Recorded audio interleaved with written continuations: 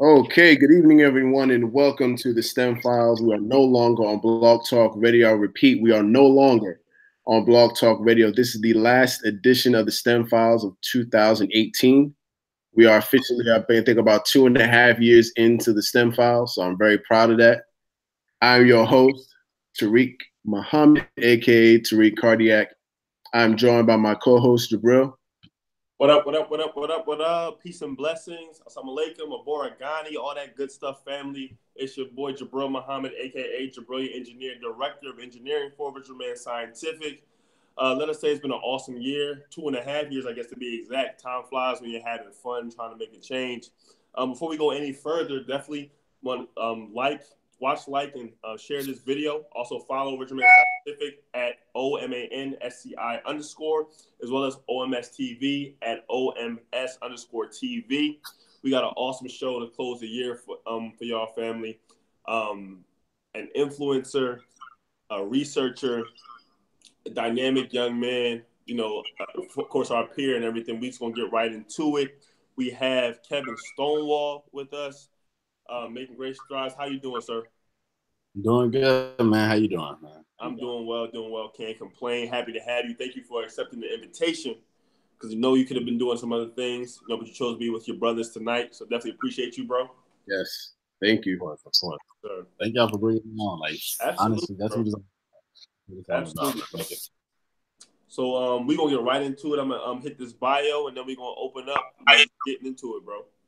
All right, cool. So Keven Stonewall, 24-year-old medical student and motivational speaker from the South Side of Chicago. His national recognition began as a 17-year-old when he conducted colon cancer research at Rush University Medical Center to determine how aging affects certain immune responses in mice when exposed to colon cancer cells.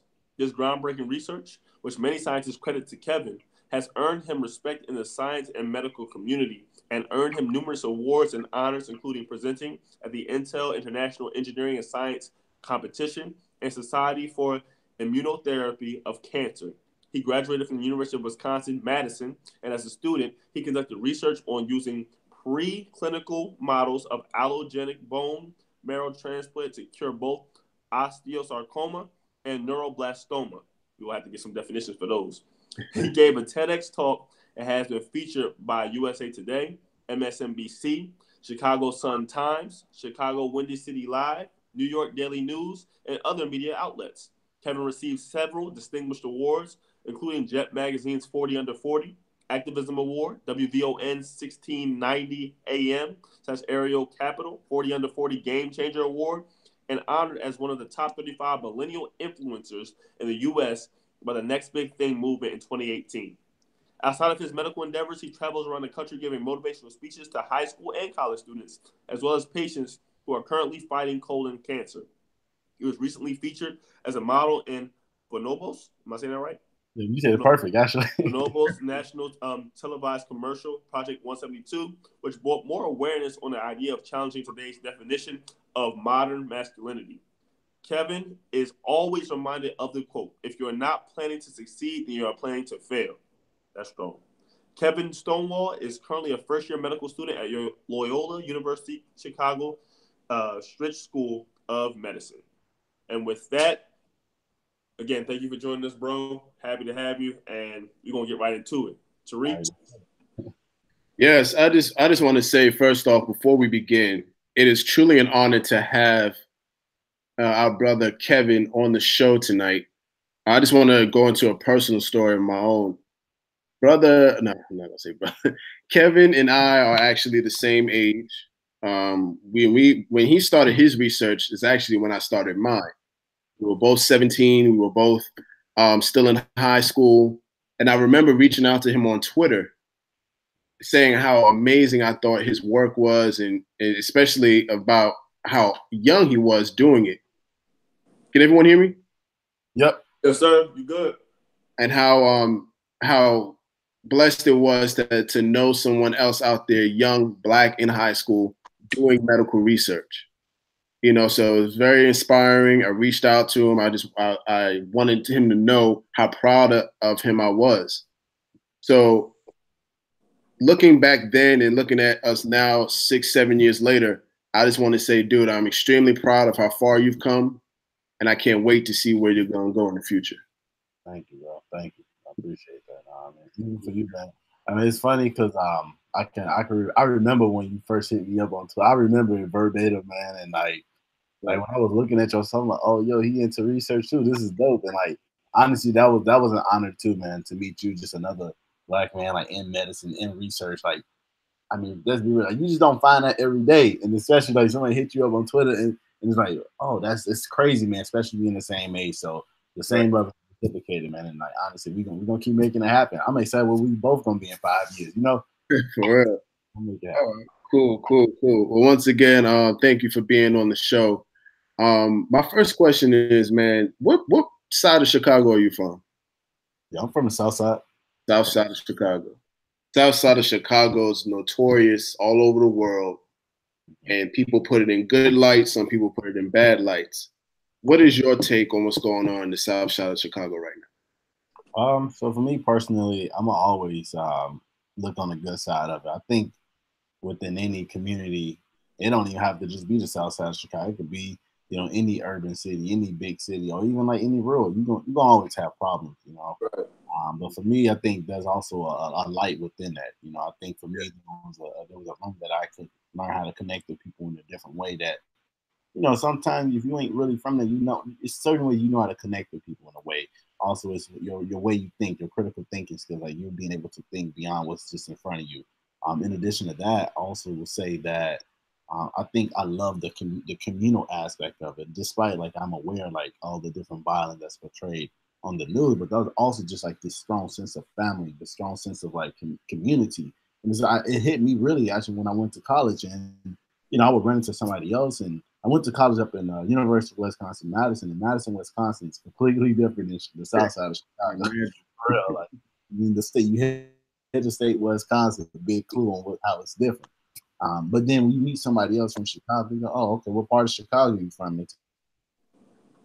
You instantly have this connection. Like, about all these different childhood places, about all these different things. And honestly, it was those moments that made me really cry for where I'm from and never really want to turn it down, because that's who I am. Like, all of my experiences make me who I am.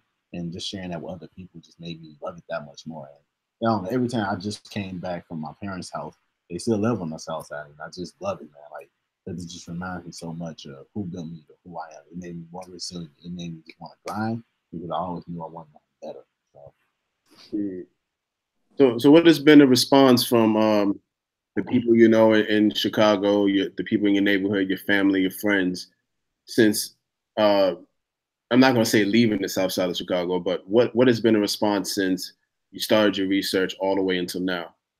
Honestly, bro, it's been all love. Like, I think that I love it so much because people are actually curious about like colon cancer or neuroblastoma, osteosarcoma, and that's the key. Like, honestly, I know like the platform that I have, I don't really care about all like the attention, but what I want to do is make sure this attention is brought to education, because I think my reason why I got involved with research is really because my friend uncle who's affected by colon cancer, he didn't know he had colon cancer.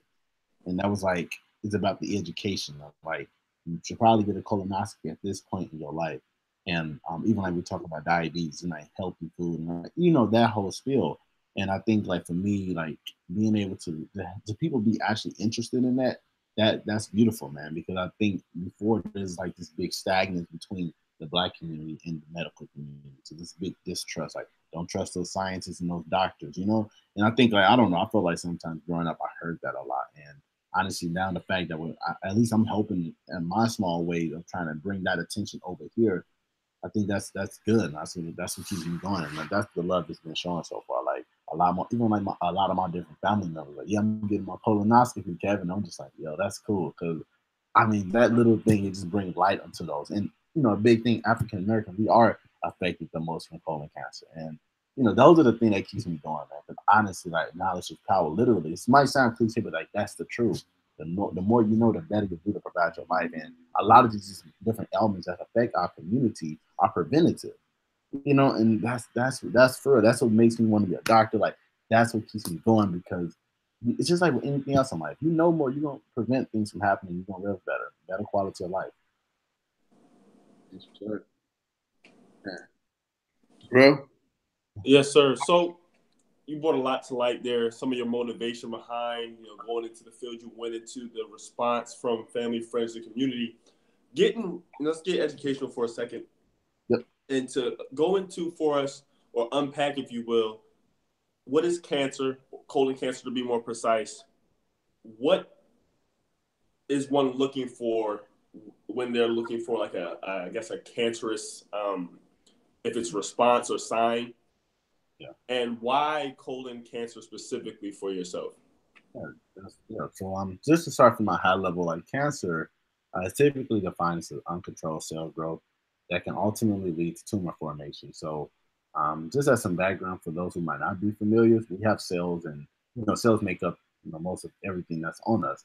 But our cells go through different cell cycles, and due to like a various different aspect. For example, you can have a mutation in one of your genes that can turn off that ability to stop that cell from that can turn off the ability of the cell to stop growing. Therefore, the cell will just continue to grow and continue to grow, and that's what create like tumor formation.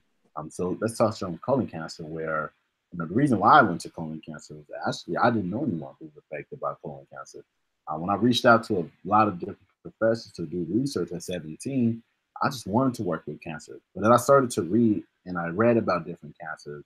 There was something about colon cancer where I felt almost resonated, because I realized that one, older folks were being affected, but also I seen that those in the black community also affected. So it drew me in more to just to learn more about it. And I would say that how do you detect colon cancer in that sense, where a lot of times it's detectable through a colonoscopy. For those who might not be familiar, colonoscopy is a procedure that you go through your gastroenterologist, and what he does is you have this really long scope. It's like a really long tube with like this camera, and he enter into your colon, and basically what he's looking for is things called polyps. So polyps are generally like this overgrowth of cells. It's like it probably looks like a piece of you blow a bubble gum, like that bubble. That's Right. what in Okay. your different aspects of your colon. So for those who might not, so like our colon, we have the anus, then the rectum, then the ascending colon, transverse, well actually descending colon, transverse colon, ascending colon, and the ileocecal valve. And as he's going through, or he or she is going through that colon, you look for those colon, those polyps. So then you also have like this part of the colonoscopy, the colonoscopy, where you can actually remove those polyps. You remove those polyps, and you then send it over to histology lab so they can analyze the polyp and determine if that polyp is cancerous or non-cancerous.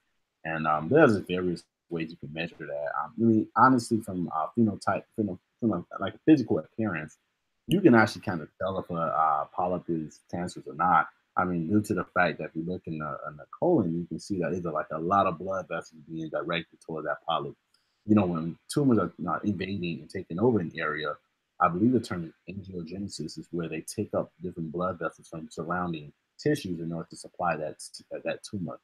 So that's like for me whenever I go in to watch a GI do his procedures, he or she procedures, I see that, and for me it's one of those things. I'm like, oh, okay, that might be cancerous, or it might not, but it ultimately is dependent on when they send the tumor or the polyps off to the histo lab, and from there they bring it back to the clinicians and let them know the results. So hopefully that answered it in the nutshell. That more than answered it. I was like making sure, what I'm saying? I was like, when you try to test if you're smart, and it's like, all right, I don't know anything about colon cancer, but I can use context clues. I know Yeah.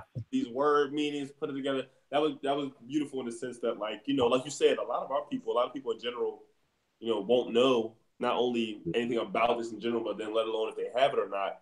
And that being said, is what's like an appropriate age, to go get a colonoscopy, and should they be routine? Is there anything you're looking for in that regard? Yeah, so funny thing is, recently I believe the American Cancer Society has just released a new guideline as the minimum age for colonoscopy. Now they say it's 45, but traditionally I believe it's 50 or 55, but it was around that range. Okay. Also, let's say if you had a family history of colon cancer, well, now let's say if I'm 30 and I had let's say a first degree relative, so like your mom, dad, your child, anything that's like one, one after you, one before you or one after you. And if it's something like that, then you should probably get tested 10-year plus from where you are currently before the age of 50. If you're 50, then you should probably already have gotten it. But let's say if you're like 45, you should get your colonoscopy at 55 just to kind of track progression of the tumor. And yeah, so it's around like, in shorter words, it's around 50, 55. Okay. ACS, American Cancer Society, had just created a new guideline to 45. But yeah, but if you got a history of it in your family, definitely like ASAP, because you want to try to figure it out sooner than later. Okay. And then just another question before, I know Tariq got a lot of questions I'm going to. We've had a few people on the show, doctors, holistic doctors, a mix. Do you have any experience with holistic treatment of colon cancer? Or are you more in the, I guess, I don't want to say if it's traditional like medicine or whatever, or like combination of the two? Do you know of any holistic treatments or ways to guard against colon cancer holistically? And if so, what are some of these ways? Yeah. So honestly, this is the funny part. I'm happy you brought it up, because I think that as I like got into medical school this year, I started like thinking about my whole philosophy on medicine actually been evolving. Whereas like I think prior, like when I was 17, in that age, I was thinking like, okay, we need a cure, we need to like treat it with this chemical. But as I actually, and one thing I do appreciate about my medical school, like they really stress like holistic care, which is, and it's great that you brought it up, because there could be it could be so holistic. There's just like so many various factors that can play into inducing some of these like cancerous signs. So for me, honestly, like I don't have anything right now, but actually I'm learning a lot of how to like approach medicine from a holistic view. And as I like continue my training, really trying to focal on like colon cancer or even various cancers. But honestly, I just think about, honestly, I'm just taking it day by day. So I don't have anything per se about colon cancer, because Uh-huh. yeah. So. Okay, cool. Tariq, I know you got something for that, bro. Yeah, actually, you know, I remember when I was I was say 11, 12, and I watched a news report about a 24-year-old having a heart attack. And I thought to myself, well, isn't he a little too young to have a heart attack? Right. Why is the age of from 45 to 55, why is that the particular age where you would need to go get checked for colon cancer? So yeah, so actually, yeah, this is a good question, man. Because before we started, like we was actually been like learning about this, reading about it. So when you asked me, like, yo, I got you. So what goes on, right, is with colon cancer, the progression of the tumor it fits the model of tumor genesis. It basically says it's like this multi step process of like the mutation of the cancers that go over and then just build on top of each other over years and years. So you might have already had that colon cancer, say at 24, but it probably been like a stage 1, or probably it was like I think neoblast, where it's like just cells growing. But let's say the mutation over the years, it builds up, and by the time you actually notice it to be cancerous, based on like a lot of clinical data, it is around the age of about 50. But it doesn't. So like it's funny, because this past March, when I actually spoke to some at this colon cancer advocacy conference, they were saying that there were people who've been notified of having colon cancer at the age of 30. Like you said, around that 24, 30, when that's the reason why they brought it down to 45 in the first place. Because they're now realizing there's something going on, at least nowadays, where it's not even 50 anymore. Now people are being detected with colon cancer through these colonoscopy way earlier. So to that fact, it Right, really right. just fits into the tumor genesis model, and the mutation goes up over years and years, and you really don't notice the impact of it until around that 50 years.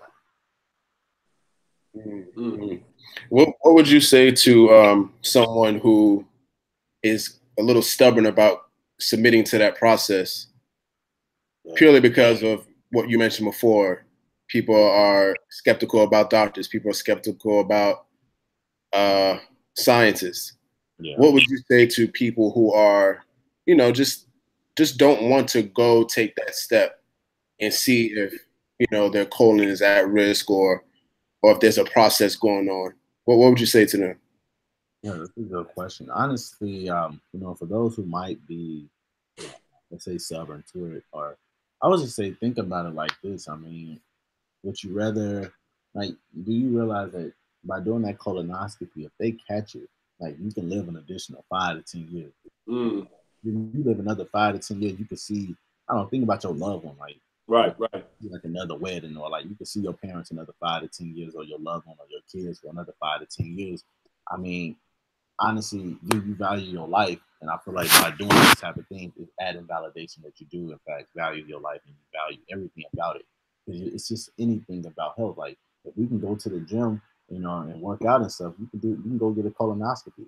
Help, working out helps help your health in the long run, and so does doing a colonoscopy. And I would say, I would argue to say, unlike, I say, we're not asking you to go into a clinical trial, because I understand the distrust within that. But we're asking you to do something that's interventional. Like we're literally stopping they're literally stopping and removing that polyp. And I think it's funny, man, because I think about like potential career options. And right now I'm all open. I don't even know what exactly I want to go into. I'm just open to a lot of things. But I think that one thing about GI that do catch my eye is the fact that I can physically remove that polyp. I can physically like get it out the way and without any side effects. Like, I don't know, something about this like it's powerful, because for me that's like the hand to hand action to actually stopping that person from potentially developing colon cancer. Wow. You know, cancer is a very big problem Yeah. that we have, not just in the United States, but just all over the world. Mhm. And there's a word I'm going to ask you about. Mhm. And judging from the tone of this question, I'm sure you probably already know what I'm going to ask you. This word is called cure. What are your thoughts on when doctors or scientists say, or when they are, or even when they're against using the word cure to describe a potential treatment? Yeah. I like your question. This is like a real conversation. I like this, man. I'm so like, Appreciate it, bro. oh, this is cool. So like, cure. It's funny because I think when I was early in the game, I was thinking like, yo, it's a cure, like it wipes it out all. But I think the reason I can understand why like they might be hesitant to using the word cure. I think cure like infers that it's wiped out completely. But like I'm sure that even as like what you have all these different like protein pathway, you might cut off this pathway, but again, let's say the MAPK pathway, then you might be activating that one. It's so complex. Where like to treat, in my head, meaning to bring better quality of life, to help somebody better than it was in their previous state. That might not mean that they completely wiped off from colon cancer. They might, let's say, reduce some of the symptoms. I think that's I think that's the hesitation with like cure, because cure kind of infer that it's perfection, it's perfect, and without any side effects. But I think the word treat I think it's a more appropriate word, considering like the complexity that cancer kind of involved. Like, yeah, treat, better treatment, but cure. I, I don't know. I think I'm probably even been bought into the system. I think cure, I think wipe out completely, but it's really hard to do that when you have to think about all the various other factors that are involved with why the tumor is in the first place. If you like again, if you cut out that pathway, there's like this other path. You know what I'm talking about when they have like that one you go all those different. It's like, wow, that it blows my mind. So it is very complex to just use the word cure to describe like a physical appearance, because it's deeper than that. Okay, let me break it down a little further. Okay. Just the word cure. Mhm. You spoke about the other factors that may be involved, the other pathways, the other risk factors, or what have you. What type of quote unquote cure does it have to be Mhm. in order for even to function, or have the capable possibility of even curing anything? But what does it have to contain, or what does it have to stem from, even to be considered a cure? Yeah, so I think that I think it even like touches on like what they do over there in like clinical trials and like what do they look for when they decide to prove to take a drug or when you're taking it from like molecule over to the market and like that whole 20-30 year process. And I think from my experience at least, and I can only talk about my experience where I think that the side effects is big on that. But I think honestly, I don't really know why they don't use the word cure because I think like cure and treatment is just go hand in hand. I think like for like the public, like we just thinking, are you going to face it or not without any extreme side effects. I think just for me, honestly, how I would describe it is really if you can reduce it to I feel like there has to be some threshold. Like, all right, this is good for like a cure. We can call it a cure. But if it's not on that threshold, I think there needs to be like a rubric, and somebody needs to like literally like grade it and take it, and really like provide the parameter as to like what's good for a cure. And I think like understanding the side effects is really important within that. So honestly, that's my answer to it. I think that yeah, it has to be like I think you have to think about like the side reaction because when you look at chemo, I guess in theory, I mean, I guess it cures it, it removes it, but we all are aware of the side effects of it, and that's not really like no. If you get chemo, like that's not the move. Like nobody necessarily would want to get chemo. That's not the first move that we want to go to. It might be our only option, but that's why like even for me, when I started doing the research, that's why I kind of like immunotherapy because it's not really using like this harmful chemical to damage. If anything, to get a response to fight off those cancers, pathogens and whatnot. But yeah, honestly, man, I don't, it's one of those things. It's just it's a very it's a big it's a big answer to just so many different aspects. And it's just I don't know too. I would just say think about like the patient at the end of the day. Think about how these different treatments are affecting Hmm. Gotcha. Man, this has been a great show so far. Hmm. Jabril, you got anything you want to ask? I got two questions. them. First question: you mentioned thinking about the patient. We talked about cure. We talked about treatment. I'm gonna go into like the business, maybe political sphere a little bit. A lot of people look at the pharmaceutical industry, medical industry as a big money making industry. Now let's look at the ideal and say a cure exists or someone somewhere has someone for this in particular or something else or on the verge. With a world that seems so overly consumed with not just money, but the making of money in insane amounts, do you feel that there is a willingness to even release a cure if one even exists or existed with the ability to keep one on medication or certain treatments for the entirety of their life?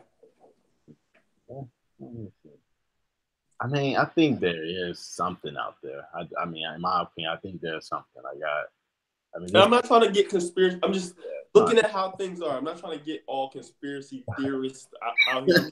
But look, this is a thought process with yeah, our people, particularly that's out there. It's like I'm sure they got like we look at people like Magic Johnson who like cured his AIDS. So we look at people who have wealth, influence that suffered from something that a lot of people suffer from, may die from, don't have it anymore, and wonder what they do or things out here. It's like it got to be something better than being on this medication that makes me feel slightly better for a short amount of time, so that I continue to trust and keep on getting it. So that's just where I'm coming from right now.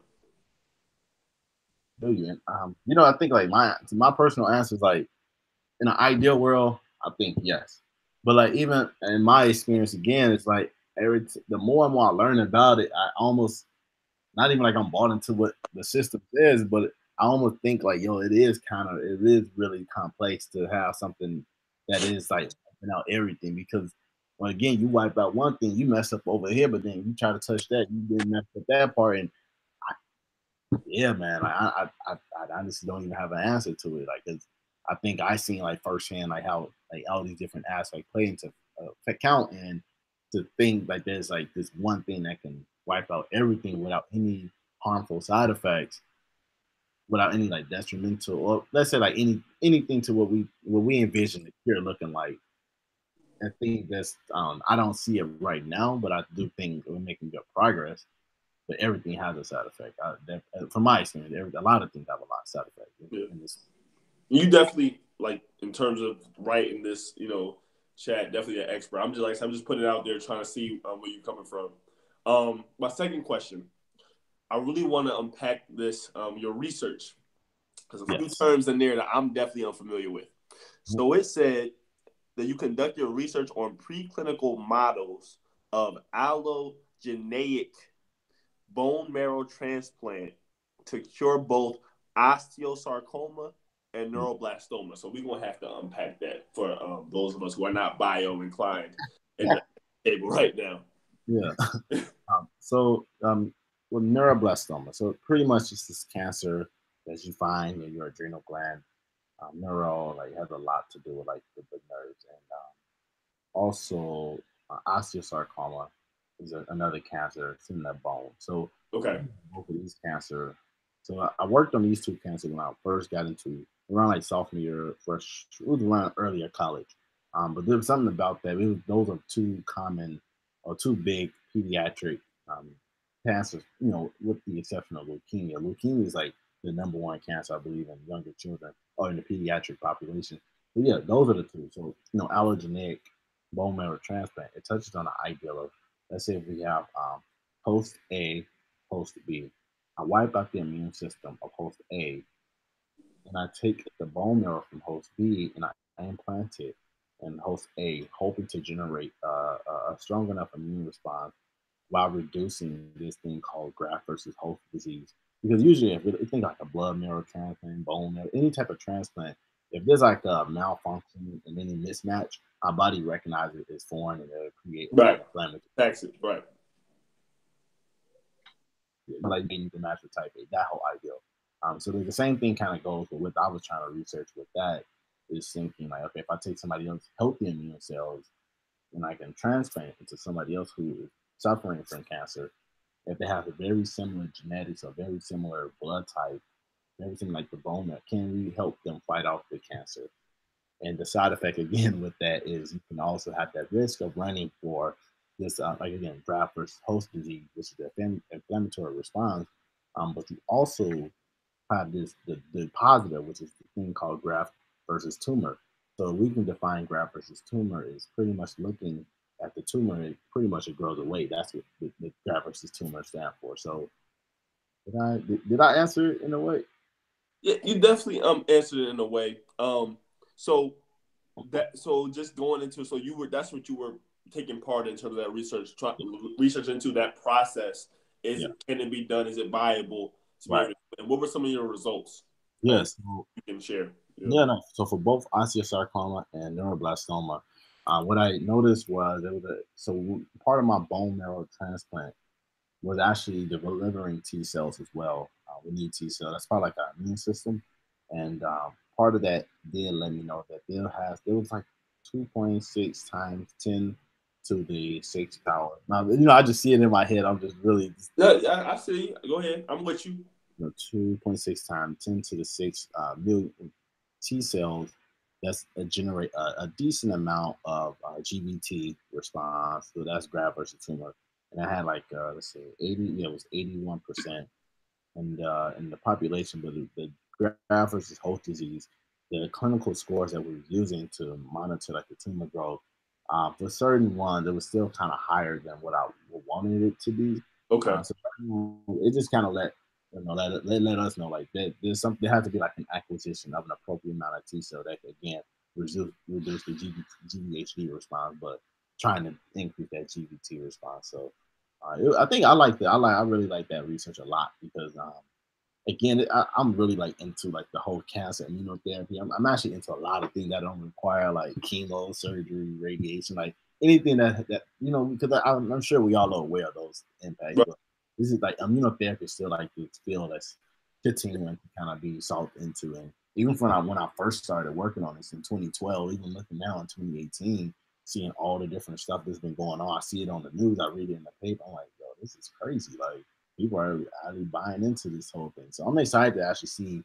how immunotherapy is going to have its place in the fight against cancer in the future. Mm. Wow. This is interesting because when you look at the models that you use in research, especially when you're going to a lab at a university or some other type of academic institution, you find yourself uh, incorporating outside resources that are not really traditional to the settings that they use that they particularly perform their research in. So what was it? Was there anything in your research where you found something that could uh, potentially help a certain area, but it's not really looked upon or considered by your contemporaries? That's a good question. Yeah, that's a good one, man. Can you provide me? Let me, let me break it down a little further. So, say for example, right? When I was in undergrad, I was using the Navy beam to help design a treatment model for a certain aspect of heart disease. Yep. The Navy beam is not in the world of cardiology and the American Heart Association. The Navy beam is not a beam that is thought highly of to treat a disease. Was there anything that you studied or came across in that context that you could have viewed that you think you can apply to your research, but it wasn't really widely accepted in your particular group of sciences? Yeah.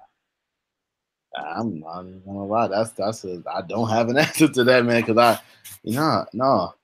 I think like if we're talking about from a patient, like a human level, like now I could think about like those other factors. I say like the whole like sociological aspect factors. Like I think like yeah, we think about it, but I personally don't think there's enough work actually put into making sure that those who are not as privileged to get all these different resources to prevent it can stop them from getting colon cancer.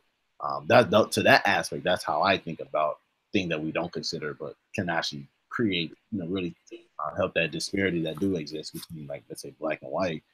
But I think that in the lab, no, no, I haven't even. No. Would you think you might start looking for some or? No, yeah, actually, no. I mean, yeah, I will because there are so many. Yeah, because it is so many things you think about, but sometimes you just say like, okay, no, I know that won't work. But I think like that's the beauty of like science and experimenting because that's when it all begins. You don't know until you actually do it, and I think that even if I think about when my very first project with colon cancer, I thought about like, okay, I looked at all these different chemotherapeutic agents. And I was like, well, I know in theory, chemotherapeutic agents are a big part of how one's developing, chemotherapy treatment. But how can we use these chemotherapeutic agents to in fact induce a immune response? And that in that aspect, that is how I felt like I took something that was almost hypocritical, but kind of use it in a way to create a longevity for these mice that I was working with. So in that aspect, yeah, I feel like that was a good example of that. Gotcha. Okay, cool. So let's we're approaching close to the conclusion of the show. We're at the 40-minute mark. We just getting into it. I know, like and it doesn't even feel like we've been on this long. All right. My question, let's go back to your childhood. Let's go back to your early days. Right. Well, we still young, so technically we still in our early days. So let's go back to your go back to the childhood, right? What was your first introduction to science? Like, was it did your mom and did parents introduce you to science? Was it something you saw on TV? Did you come across a doctor you were inspired by? Like, what was your first introduction? It's funny that question because I think you ask me it's one thing, but when you ask my mom, she's like, "Nah, Kevin." I remember like 3. They actually had videos of me like playing in the dirt, like taking caterpillars and putting them in this mini magnified glass. I would say it was back when I was like 4, but for me to actually remember it and verbatim, there was like this moment in fifth grade. We learned about the microscope, and that was the first time I ever seen a microscope ever in my life. I'm like, yo, this is kind of dope. Like, this is cool. Like, this is different. This don't look like a basketball. This don't look like an Xbox controller. Like, this is different. I'm thinking I'm gonna be the next Dexter Laboratory. You know, you know that cartoon where like I saw myself. Like, I'm just gonna be like the black Dexter Laboratory. And I went home and I told my people, my parents, and I was like, you know, I want microscope for Christmas. I don't want the PS3 at the time. It was whatever wasn't a PlayStation. I didn't want it anymore. And I wanted the microscope. And they was all into it. They said, all right, cool. You want that for Christmas? Let's see what we can do to make it happen. And they didn't just give me one microscope. They ended up giving me 4. And I think that at that moment, man, like that meant a lot. And I still actually have that microscope even with me even now. Like I can even like bring it to the show right now in a minute. But I can show that because for me it just reminds me of how this whole thing began, man. Like I was literally taking a piece of the hair off my head and I put it in the microscope just to look at it. And I took water. Okay, I took water and I put some Kool-Aid in it just to really compare how it would look. And I think those like that inquisitive nature that kind of cultivated like the later results. Mm-hmm. And you know that early introduction to science is so important. Um, I remember the first microscope I had. Matter of fact, let me say this. Both Jabril and I were homeschooled when we were younger. You know, and our parents took a lot of time to make sure that we were educated us not only a certain way, but educated enough that we can that when we do eventually go into a public setting or be reintroduced into the public setting, that we not only thrive but excel in that environment. What has been your experience with your parents in terms of them, you know, really cultivating your desire to go into science? What were some of the things that they did to make sure, okay, if this is what you want to do, let's make sure that we put you in certain areas, put you in certain programs or what have you, to make sure that this desire is nourished in it and it survives throughout your lifetime? Yeah, man, to be honest, so starting off, I think like it started when I was 10 with the microscope. And let's fast forward in high school when I think it helped when I did this pre-medical exposure program in high school over here in Chicago at one university. Like my dad, for example, yeah, he made it his priority to make sure that I got there in the morning, like every Saturday morning from like 8 to 12. And I was like, you know, Dad, I really appreciate that. And I think it really hit, man, when I was 17. And I started the colon cancer project. And I started, it was the first summer, 2012. Like my dad like would take me there every single day. Like, and I think it's funny because when I actually come back from the day, he asked me, all right, what did you do today? And I'm like, Dad, I don't feel like talking about it. I'm like, Dad, you're not gonna understand it. He's like, no, just say it.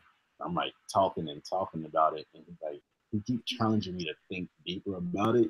And by the way, both of my parents are not like even in science, but he's just playing with my mind to keep me being able to articulate how I understand it. And as I look back that summer, I'm like, yo, like that really helped me be able to really understand it. And for those aspects, and my mom, she was asking me all these like really left field questions, but I love that so much because then I was able to think of the material beyond what was just in front of me, but in real life and holistically, like really understanding it. And like again, like my dad, he definitely made sure to give me that all the time.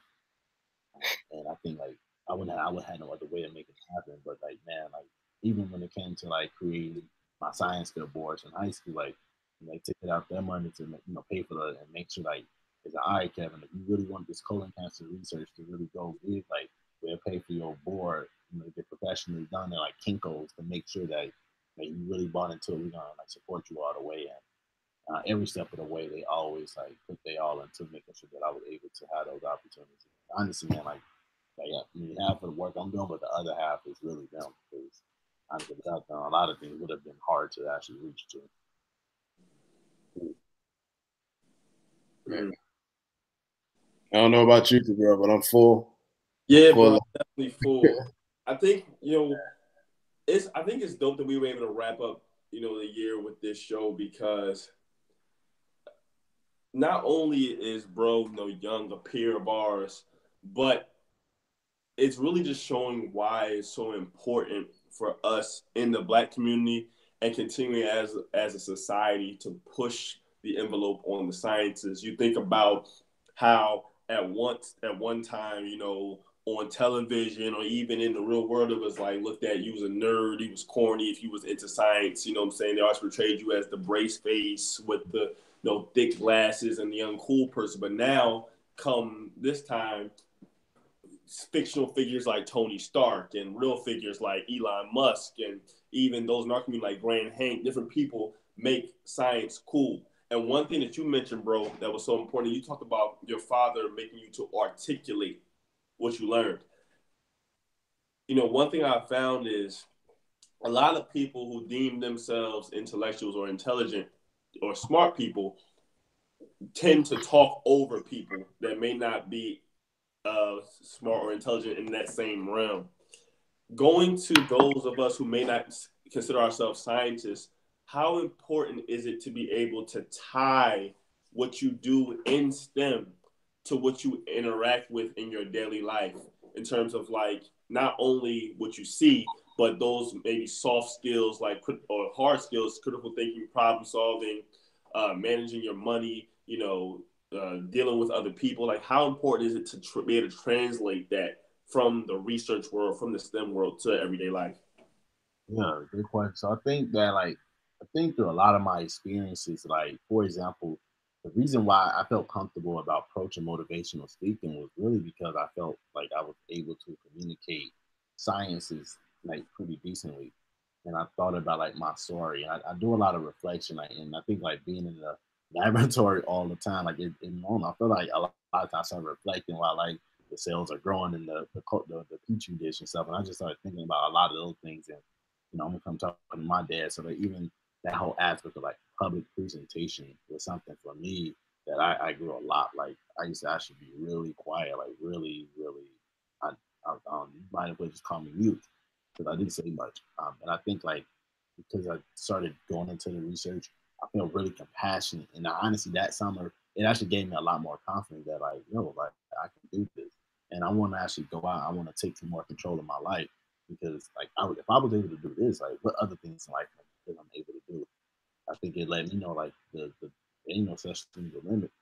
So I think like in terms of even like managing money and budgeting, like even like with a lot of things I do, even like when it comes to like my my Instagram, I kind of have like I already know like it's almost down to a science in a way where like I make graphs, I make data chart tables, like almost operate. Okay, here's my budget. I make like a table for that. Look at how much I spent. I analyze the data, and I don't know, it's weird, man, but like it got to that point where a lot of those like hard skills can like translate into like really bring it over to real life because like I don't think the life is kind of like in a way the science project that we're still trying to find an answer to. Like we had this hypothesis. Yo, hold on, wait, bro. That might be the best answer to what is science we've ever gotten. Right, right. And it's crazy because we haven't even asked that question yet. No, it's like when he said it. I'm sorry I cut you off, bro, but that like he always asks this question: "What does science mean to you?" At the end, and he just, bro, he just said, "Life is that science project we still trying to figure out." That I It's like so that. simple. I like that. I like that, man. It is though, man. Like we trial and error. Like everything in life is really a metaphor of what science entails. Like I think I always encourage others when I'm speaking. Like when people are afraid to take that risk, I'm like, why? Because in science we take a risk and we find things out and we learn from it. And I think the same thing could be applied in real life. So many risks I took, they either gonna say yes or no. You got to figure it out from there. If it's a no, you find out why it's a no, and if it's a yes, you still figure it out. For me, I want to know why is it a yes. What about that? Because just because you win it don't mean you actually know what you're doing too. And Right. in all aspects. So I don't know. I think just that inquisitive nature to always soak things in and just really take control of your life. And this is your experiment. You could take control of it and you make it the way you want it to based on regardless of what the results are going to be. You're the one who's writing that poster board. You create that poster board how you want it to. And that I think one thing I speak about is you are the author of your life. Every day is a page that you are in fact creating. And regardless of whatever circumstances might present themselves, you are the writer, you are the author, therefore you are responsible for writing that own narrative. I think that right there, that's it. That's how we gonna end this. Yeah. Like, that's how we gonna end this. Like, that might be one of my favorite quotes and like wrap ups of like the STEM files, bro. Mm-hmm. I don't know Absolutely. about you, Tariq. That did it for me. Yeah, no, you're right. I'm not even going to ask the question because he already answered it, and he gave actually more than what the question we were going to ask even asked for. Right, right. So I do appreciate that. Since we are at the end of the show, thank you so much, Kevin, for coming through and talking with us. You know, I love when we're having shows where everyone is in the same age group, Right. same age. I love having shows like this because we get to have a conversation about something with substance. Yeah. No, there's no lazy talk. There's no what's that term people use for idle talk. There's no idle talk. We're talking about something that could help uh, change how someone looks at cancer, change how someone looks at health, medicine, science. So how can people find you on social media? How can people learn more about you? Because I just got finished watching your TED talk, man.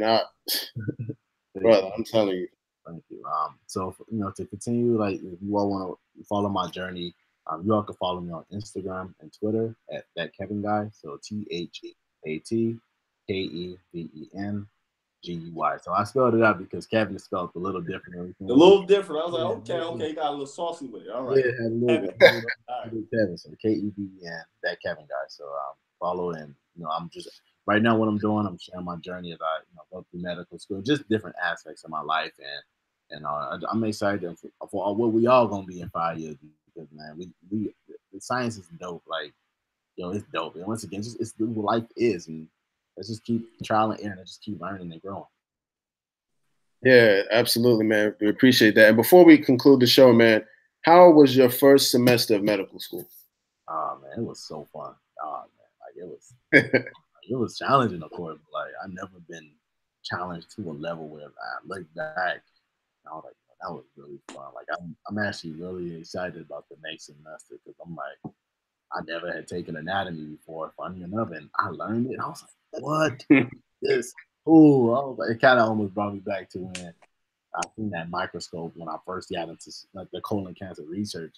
It's almost something so new and novel. Where I was like, yo, I'm excited. Let's get it in. And I'm like, I'm here to stay. Like this is where I belong, and I'm ready to get it in. So it was real fun. I really enjoyed it. Nice. Well, ladies and gentlemen, for those who are tuning in, this has been another edition of the STEM Files on OMS TV. Once again, we are no longer on Blog Talk. If you would like to check out some of our episodes on Blog Talk, visit www.blogtalkradio.com/OMS STEM Files, STEM files.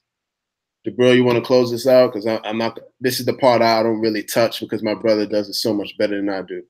Bro. You are too modest, but you are correct. Actual fact. Family. Like we said, we wrapping up 2018 on a high, on an intellectual high, on a STEM high. Thank you again, bro, for joining us. This is Keven Stonewall, influencer, fellow researcher, and STEM fanatic. Before we close, I'll be remiss if we didn't mention something regarding content. There is an awesome outlet for content for us and by us in the Black community called NFA Studios, standing for Never Fall Again Studios. If you are interested in,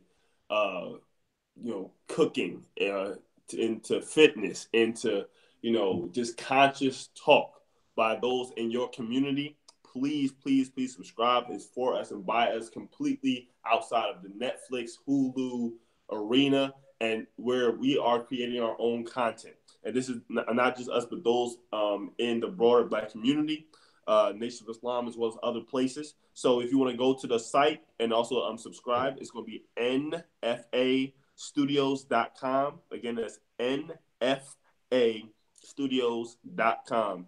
for a small, I think it's about $10.99 or so a month, or $9.99 a month. You can have your subscription to NFA Studios. Please do so. We are getting/have our own, and we're looking to get our content on there as well. Please check it out, and also follow on social media at NFA Studios. And with that, like I said, it continues to be a joy. I'm constantly challenged by those intellectuals that come on our show, wanting to make the show even more enjoyable, more informative. Big things coming in the new year. We already got a small lineup for January and beyond. Love y'all much. Keep pushing us to do better, be better, come up with not only content, but also on the research and development side, products and services to service our community as well as our society. Before I get to rambling too much, like I said, love y'all much. And again, this has been the STEM Files. We are your bros, your brilliant engineer, Magna Cardiac, and our brother, that Kevin Guy. All right. Thank y'all so much, family. Peace and blessings. Happy New Year. Let's get it. Yeah. All right. Happy New Year, everyone. Thank you for tuning in. Peace. Yes, sir. Oh, wait. Before anyone leaves, oldmanside.com. Once again, this is not Original Man Scientific is not a YouTube channel. We're an actual research and development company. Yes, sir. So go ahead and check out our website, omansci.com. Once again, that's omansci.com. Twitter, Instagram, OMANSCI_, OMANSCI_. Now we can close out. Happy New Year. Peace and blessings, everyone. All right, yeah.